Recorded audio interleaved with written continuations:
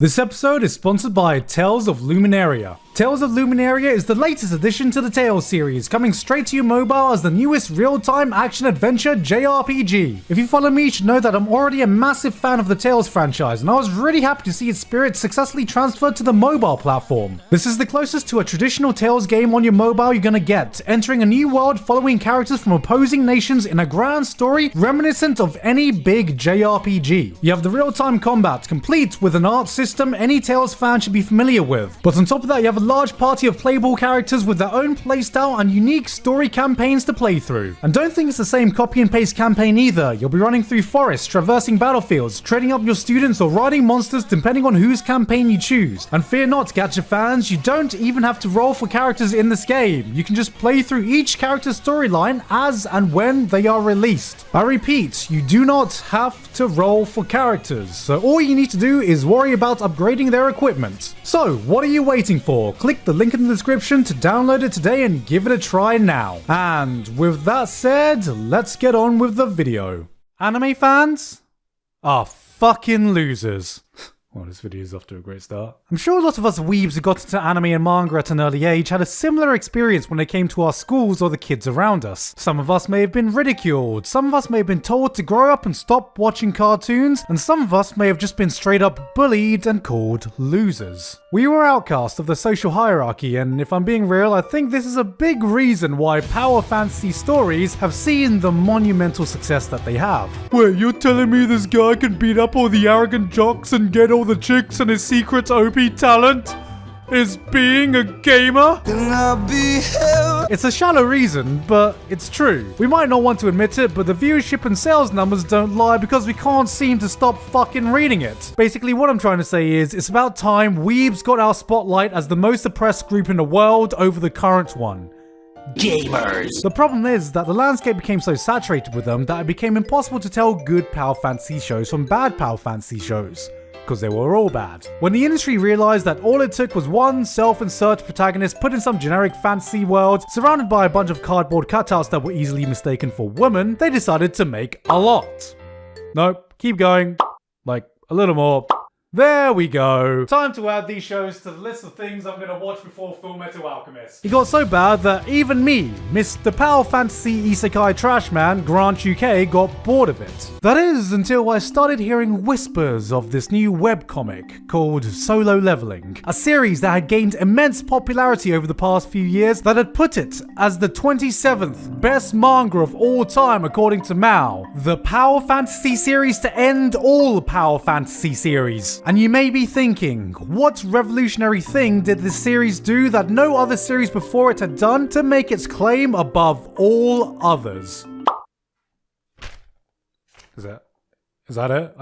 I thought we were building up to a bigger point. Solo Leveling, originally a Korean manhwa called...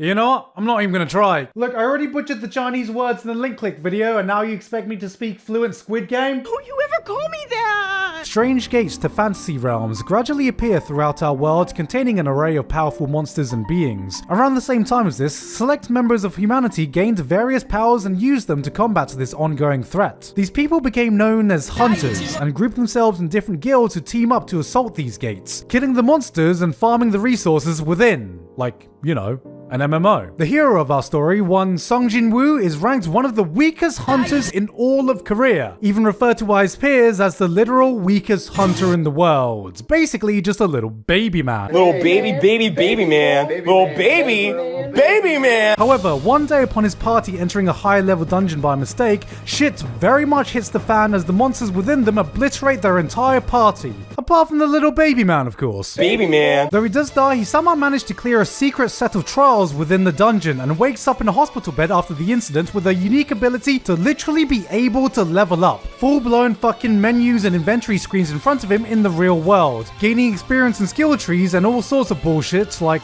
you know, an MMO. And so begins the rise of Sung Jin Woo, from being a little baby man to becoming an ooh baby man. What the fuck am I doing? This may sound very similar to your typical isekai power fantasy story, and if I'm being real, You're absolutely right. The series clearly borrows a lot of elements from the genre, even if it's not technically isekai. But what I think really makes Solo Leveling work is that it takes elements from your typical OP isekai power fantasy and adds an element from your typical popular shonen anime. You know, the other most popular genre in anime and manga. Hunters are power ranked from S to E, the main character is an underdog working his way up the rankings. Unlike a lot of power fantasy isekai, Sung Jin Woo doesn't instantaneously power up. When he reawakens, he is still an E-ranked hunter. He just has the ability to grind his level up, and oh boy, does he do some grinding. Sung Jin Woo, and only Sung Jin Woo, gets access to these special dungeons with high-level bosses and rare item drops. And of course, like any true gamer, you gotta do all the optional side quests so you're stupidly overpowered for the final boss. You actually get to see his progression throughout the series. The man is constantly on the verge of death in these dungeons, but he gets rewarded by the level he gains, the weapon he acquires, and the abilities he develops. I guess you could say he was leveling up on his own. Wait a minute, that's not the title. What this means though is that it's just that much more satisfying when Sung Jin Woo goes back to the world to take on normal dungeons. Look, seeing someone almost fucking die and doing a life or death optional side dungeon several times above his level, only to go on and breeze through the main quest area to the amazement of others, struck a chord with me, alright? Because that's exactly how I play RPGs too. Yes, it's a complete wish fulfillment power fantasy, but you know what? At least it felt like he earned it. Look, I'm not going to pretend that the world isn't stupidly stacked in his favor though. He is the only hunter who was able to level up while everyone else can only remain at the power level they were given when they first became hunters. I repeat, he has the ability to power up while everyone in the world is at a fixed level cap. That's like having the ability to take a shower when everyone around you is at an anime convention. He gets so stupid. Shower OP. He gets so stupidly overleveled that he can outdo anyone in their specialized role. He's a mage, fighter, tank, assassin, healer combo, so he's basically just as toxic as Season 10 Ornn from League of Legends. But that's not even his main ability. Eventually he gains the ability to summon shadows from any monster he kills, essentially becoming a one-man army. Like, what the fuck? But it works because the world itself is set up for his success. The world is a mishmash of Sword Art Online, Darker Than Black, and One Punch Man. What I like is how modern society is built around the existence of hunters. You're not just limited to one country. A nation's entire strength is built around the strength of their hunters. S-ranked hunters are a precious resource that can dictate a country's military and political strength. Sung Jin Woo's rise isn't just something that affects the hunter's world. It's one that ripples throughout the entire world and affects the geopolitical landscape. And this just gives him more fucking moments to be badass. I don't know what to say. What I love about Solo Leveling is that it knows what it wants to be and gives you that on steroids. It ups the ante to a global scale. You've got teams from Korea, Japan, China, and of course America, who are depicted as exactly how you think Koreans would depict Americans. 69! And I think one major aspect that can't be ignored is that the art is fucking outstanding. You hear stories of mangakas working themselves to death doing weekly manga chapters, so I don't know what kind of fucking black magic the webcomic industry has cast to allow us to enjoy full-colored weekly chapters that look like this. I mean, just look at this! This puts most manga to shame, but beyond that, it also uses its medium to its full advantage. Webcomics, as opposed to manga, are not separated via pages. It's a medium designed to be viewed on the phone that allows you to endlessly scroll down, almost like it's one continuous image. And what this means is that some of the most impressive moments are accentuated by these panels that seemingly never end. An epic depiction of a battlefield or action that flows seamlessly as you scroll down in a way that you just can't do with manga constrained by a 2-page spread. It can make the action easier to follow, or the scale of the battle seems so much more grand. I read all of Solo Leveling in a day. It's one of those series that was infinitely bingeable because after saying all this, I think I'm missing the biggest thing that contributes to this manhwa's success, which is nothing. You know, as I was writing this video, I really tried to rack my brain as to why Solo Leveling was so fucking fun and such a huge success. That way, I can end this video off with some cool, introspective moment that really nails down what makes this series so special above all its competition. But then I realized what it really does best is absolutely nothing new. So instead, I'm going to talk about Kitchen Nightmares. I fucking love Kitchen Nightmares, and I don't know a single person who doesn't. It's one of those shows where if it comes on or I see someone watching it, no matter what I'm doing, I'm just like, yeah, I got time to watch. And if you've never seen a single episode before, let me break it down for you. We open up to a struggling restaurant with a cocky owner who's just like, I have the greatest restaurant in the world, the food is perfect, and that's why the restaurant has put me in $90,000 of debt. In comes Gordon Ramsay, big dick energy, orders everything on the menu. Chef gets the order and is like, I'm gonna cook Chef Ramsay our signature dish. Microwaved chicken, baby. So of course, Gordon takes one bite of the chicken, calls the waitress over and is like, this chicken is rawer than my dick after... This chicken is rawer than my dick one day after not November. So he goes to the kitchen and is like, oi, how are you cooking your food? With a microwave, chef. With a microwave? Are you out of your goddamn mind?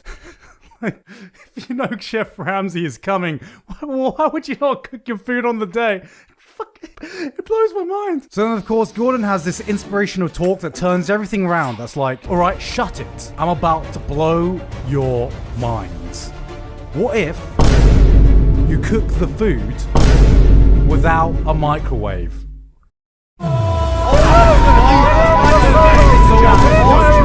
So they learn to use fresh ingredients and everyone lives happily ever after. I swear, just don't Google it because the restaurant's still probably out of business. And that's Kitchen Nightmares. Oh, that was awful, but I had way too much fun recording that. My point is that I know exactly what I'm getting into. Basically, every episode has an identical, repeatable formula, but I don't care because it's so goddamn entertaining. And if a clip appears in my timeline that shows me that the food is not bussin', you bet your ass I'm gonna click on it to see if the food's not bussin'. This is how I feel with isekai and a lot of power fantasy shows. At this point, it's kind of just become my comfort food because when I look at Solo Leveling, there is not a lot different to what we usually complain about. I've seen a load of comments referring to Sung Jin-woo being like, haha, this is how Kirito's done right. And I'm just like, wait, what? The man is even more perfect and flawless than Kirito ever was. I mean, the guy's functionally in... God, I wish I could go from this to this. Man went from rice gum to full-on K-pop in the span of about 5 chapters. He literally looks like the 8th member of BTS. Smooth. So yeah, of course Kirito's gonna lose when he's up against the literal unbeatable army Sung Jin-woo has behind him.